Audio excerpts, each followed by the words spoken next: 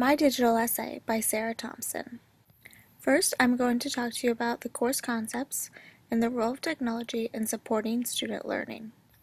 By this, the role of technology through NETS for teachers means the role of technology that supports student learning.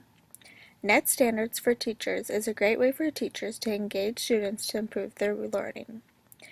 NETS T says to facilitate and inspire student learning and creativity. Through this, teachers can use their knowledge of subject matter to help gain more creativity for their students. Next, the teachers design and develop digital age learning experience and assessments. Through this, the teachers want their students to be able to use digital tools so they can have student learning and more creativity. The third standard that NETS for Teachers wants teachers to follow in order to promote better learning is model digital age work and learning.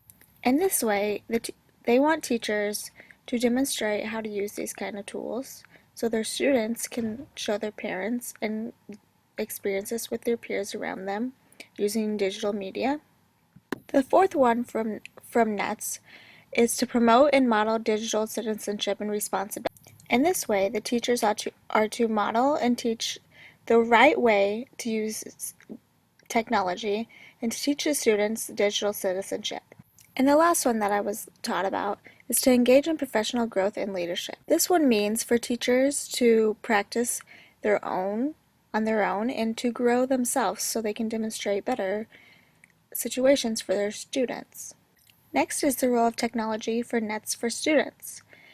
They say effective teachers model and apply the NETS S as they design, implement, and assess learning experiences to engage students and improve learning. NETS S has 6 steps also that how they want their students to learn them. The first way is to demonstrate creativity and innovation. The students are to use models and demonstrate creative thinking and construct knowledge through technology. Next is to use communication and collaboration.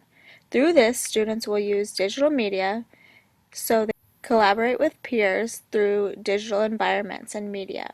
Example would be developing cultural understanding and global awareness when engaging with learners of other cultures. The third one is to apply research and information fluency. Through this, students apply digital tools to gather, evaluate, and use information. They can organize their information from different sources and media. This helps them to learn how to process data and report results. The fourth one is to use critical thinking, problem solving, and decision making.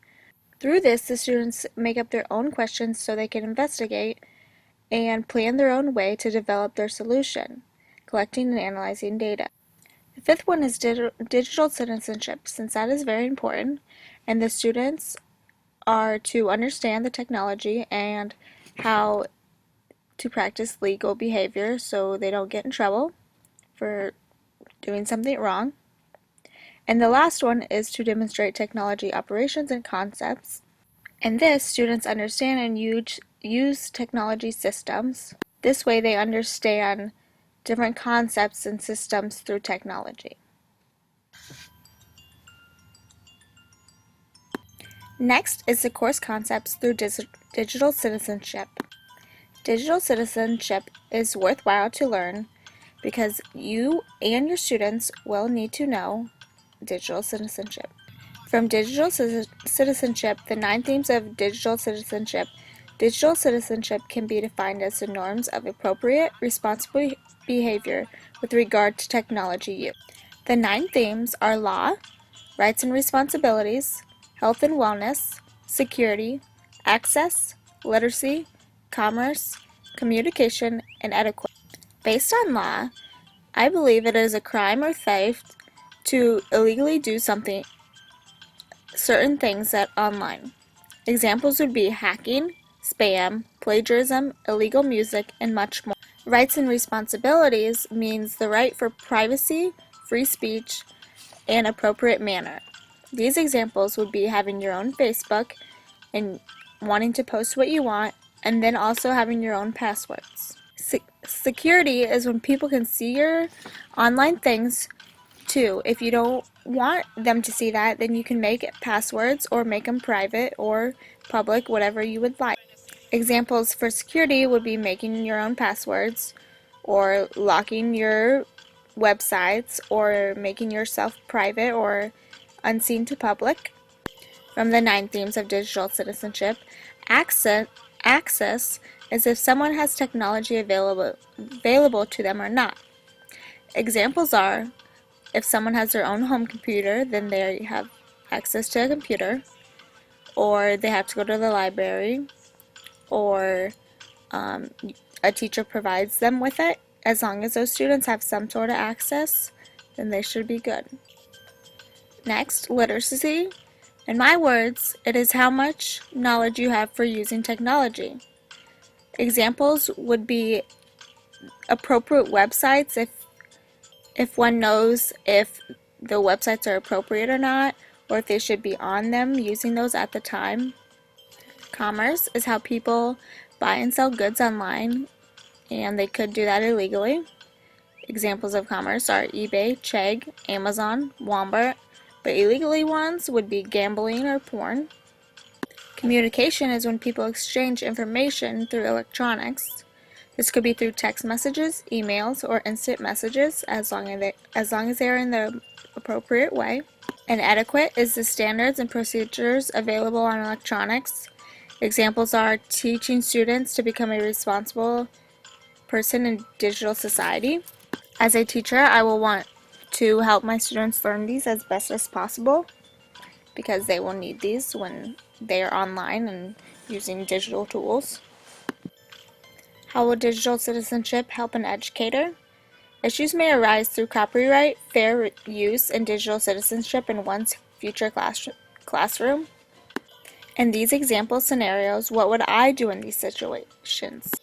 If a few second grade students were caught copying each other's homework, then I would tell them what they did wrong and why, start teaching them why it is wrong, and tell them why I have to give them no credit or next time tell their parents.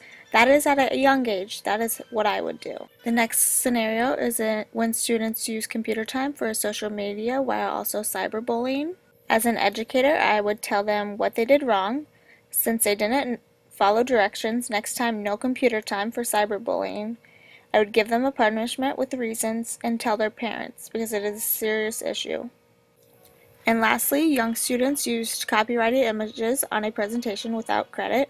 Since they are young, I would tell them what they did wrong and why, and I would help them, or they would take it off, or they would get a reference list for those pictures.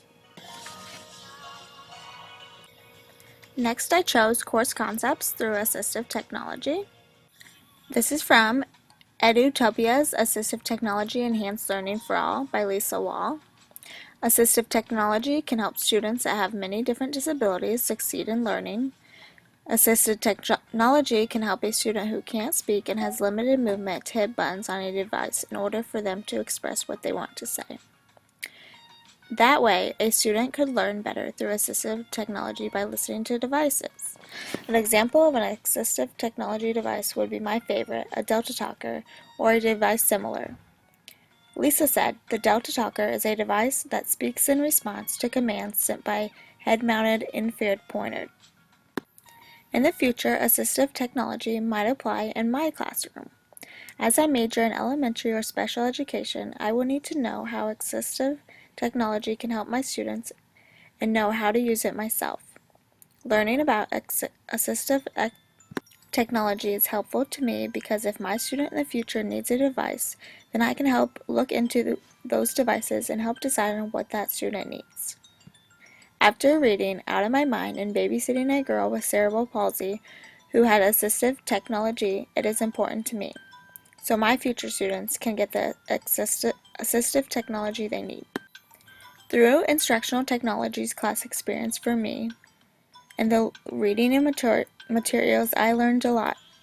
Through the readings and materials, my class experience helped one gain knowledge for the use of technology. If I It will help me be a better teacher because I never knew all the concepts of technology and student learning. The class concepts have helped me become more comfortable with the rules of technology. I have been shown how to use many new programs so I can better engage students in the future through technology. It has been very helpful because I have never used anything like Snagit or Screenomatic, and I have never used Prezi, and now I have, and it will be so much helpful in the future. Yes, I gained within myself too through instructional technology. I did have frustration and motivation through the course, but I learned to work around it. I was frustrated when I didn't turn in one assignment, but I learned from that mistake. I was frustrated when I missed any criteria. I got points taken off just for missing stupid mistakes myself, but I was motivated to try my best even when I was not very creative. However, the class has helped me become more creative. It has also taught me new things of ways to teach and shown me what ways I prefer to teach. The class experience has done a lot for me. I'm a lot more comfortable with the Elmo, the smart board, making a digital poster, using Prezi, talking to other people, doing presentations, and much more. Instructional technology has also helped me gain more for my future. It has shown one a vision for using technology in future classrooms. Technology will help me in my future classroom setting to engage students, and it can help one to learn better. Certain ideas, like a digital poster or a wiki, can engage the students more. By this, they will be able to use a computer and look at lessons themselves. My favorites, the Elmo or Smartboard, if available at my school, can help students to be more involved and make lessons more fun. These two help visual learning and can influence the ways I teach. I have gained a lot from instructional technology, and I hope to use all of it in my future classroom with my students. And this is my digital essay by Sarah Thompson.